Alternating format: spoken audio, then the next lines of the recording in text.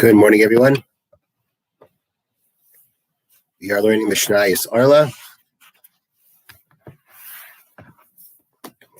Perek Gimel, Chapter 3. Today we're going to do Mishnah Vav and Zayin, Mishnah 6 and 7. And I want to dedicate this morning's learning in memory of my mother, Mrs. Shalom Es Rabinowitz, Shalom Es Bas Rabbi Yaakov Eliezer. Mi shahayelo chavilei silton shel kilei akerem. Somebody who had bundles of tilson is fenugreek. Fenugreek is an herb with edible leaves. Its seeds were used as a spice. And you have these bundles of them. Rajinura says there's no less than 25 pieces in a bundle. Shal kilei akerem. They were all forbidden because they were kilei akerem. They've been planted in a vineyard. So they're all forbidden to have benefit from. So the halacha is yidalku. They have to be burned. The same way we said by Arla, they have to be burned. Kilei akerem is forbidden to have benefit from. It has to be burned. Nisarvu ba'acherim.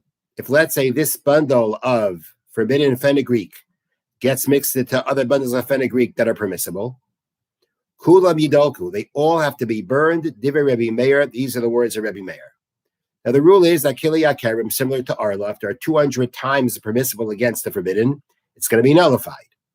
But we are continuing here with many different, with a number of examples of Rebbe Meir's opinion that if something is a davar shebeminyan, that means when it's sold by unit. It's not just sold an estimate of, not sold just by estimate. That means it has significance and it doesn't become nullified. These bundles of fenugreek, according to Rebbe Meir, they are sold as a unit. They're not sold just by a basket full of them. They're sold by unit, and therefore that can become nullified.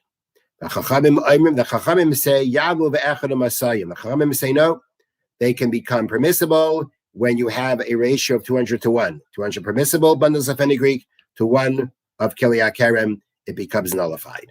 Another example of where the Chachamim disagree with Reb Meir, that something that is sold by unit is still not considered significant enough not to become nullified. Now, Mishnah Zayin is now going to what we have been explaining until now. This is what the Mishnah is now going to speak. The Mishnah is now going to explain where Reb Meir has been coming from until now, with all these times that he's been saying that it doesn't become nullified.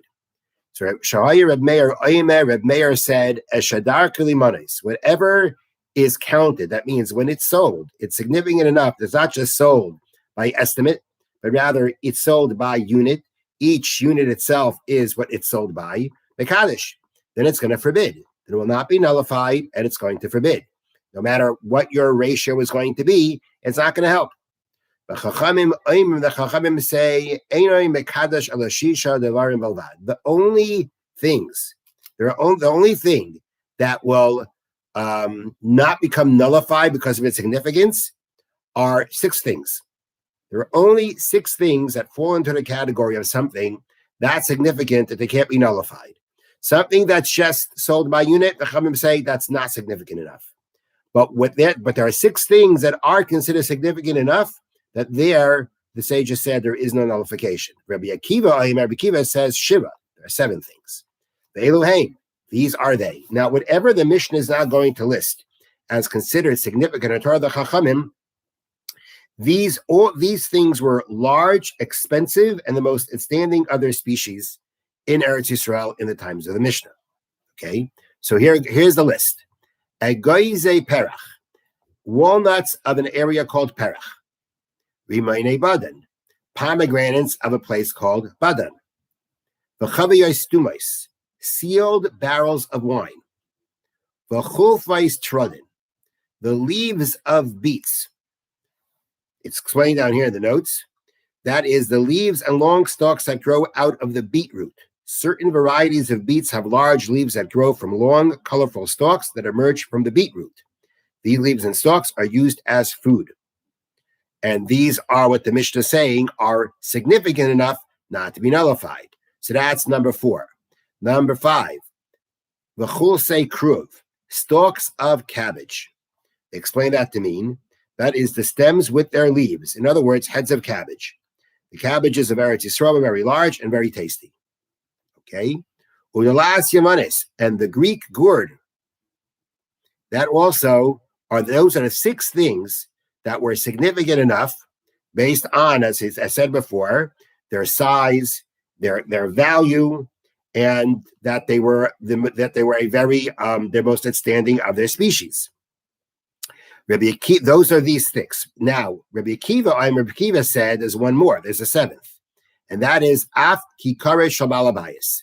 The loaves of a householder. That means a loaf of bread baked by someone in their home, in contrast to baked in a bakery by a baker. Those loaves are considered significant enough, according to Rabbi Akiva, not to be nullified. What is so special about those loaves of a householder, a private person, meaning of a private person? The loaves of a householder are larger than the loaves of a baker.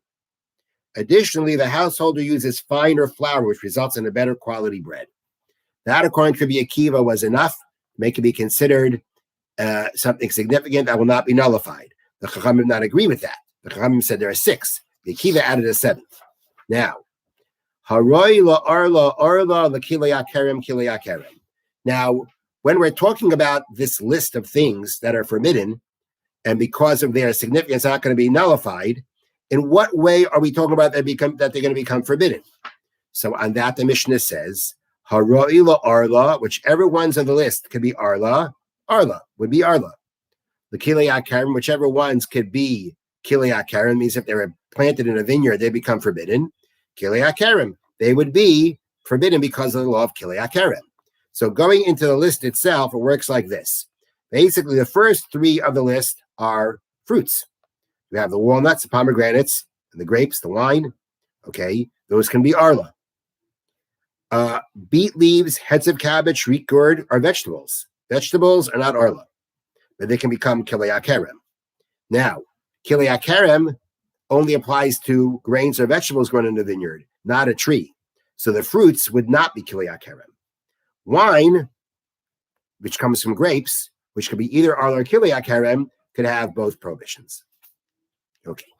The Bartanura says that the halacha does not follow the opinion of Rabbi Meir, and not the opinion of Rabbi Akiva, which means halachically it's only the 6 things that the sages mentioned that, according to halacha, would not become nullified because of their significance. It's also brought down in the notes, interestingly, that the 7 items mentioned in our Mishnah were of special significance in Eretz Yisrael in the times of the Mishnah. Items of equal importance in other places or times are similarly not subject to nullification. The Mishnah listed these 7 items because they were always considered especially important in the times of the Mishnah. So other things in other lands that are the equivalent of these 6 things mentioned here also will not become nullified because of their significance. To nullify arla and kilaya kerem, you need a ratio of 200 to 1. But if it's going to be a significant, it's going to be one of these 6 things or similar to that, that will not be nullified even when you have that much.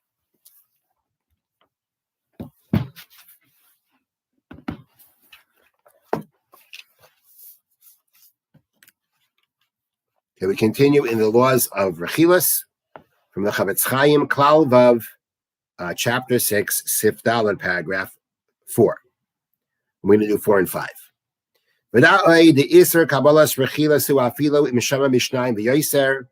Again, accepting the rechilas that you hear that someone said something about you or did something to you, and the Chavetz Chaim discussion now is that it's forbidden to accept that as a fact, is even if you hear it from 2 people or more, even though they are the amount that could be witnesses in a rabbinical court. Or it's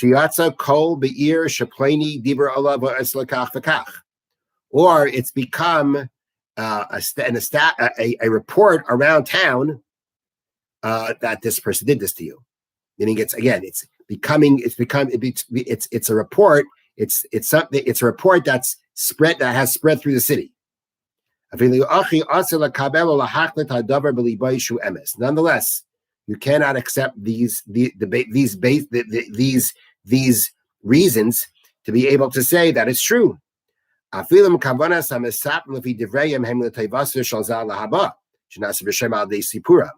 even if those people who are telling you are not doing it just they want to gossip. They're doing it to help you. And if they're doing it to help you, then based on their words, they're not doing anything wrong. Nonetheless, as Chavetz Chaim mentioned a number of times before, you still can't accept it as the truth. Now, Sif Hey, paragraph 5. Is there Kabbalah's Rechilas hu afilu me'ishtem emelei kishnayim? The prohibition of accepting Rechilas is even by someone that you believe like two witnesses. Okay, so this is a very interesting halacha, because if you're dealing with someone that you really believe, meaning he's very true, you consider him very reliable, then that we're going to see adds some credibility to what he's saying. Now, just to go ahead and say that, this person who I believe, like two people told it to me, and therefore I'm going to accept it as a truth, that you can't do. And even if based on what he's telling you, there is no way to judge him favorably, nonetheless, you can't accept it as the truth. But that's only if he's telling you something that you have, that there's no purpose for you for the future from this thing, from this piece of news. But let's say what he's telling you is something that is relevant to you for the future. That this person that you trust like two witnesses, he is telling you that so-and-so wants to damage you, wants to hurt you in some way. So it's relevant to you. And therefore guard yourself from him. Then you actually can believe it. So when you're dealing with a person that you trust, like two witnesses, so until now, when somebody tells you a piece of rechilas that can be relevant to you, now let it believe it, but you consider it, right? It's a possibility, and therefore protect yourself based on that. Here, when you're hearing from a person who you trust like two witnesses, and it's relevant to you, you could actually believe it. Now, that doesn't mean, though, you can go reveal it to others. Reveal anshe beisa, even to members of your family. Just because you can believe it doesn't mean you can start spreading it to others. Unless by revealing it to them, there's going to be some kind of constructive purpose. This only works if the person that you trust like two witnesses said that he heard or saw this by himself. He knows directly from the person that he's talking about that that person wants to hurt you. But if, let's say, he heard it from someone else who heard it from the person who plans on hurting you, meaning it's not direct, it's secondhand, then he's no better than anybody else. So then, even if it's relevant, you can take it into consideration, consider it as a possibility, but you can't believe it then. Have a wonderful day.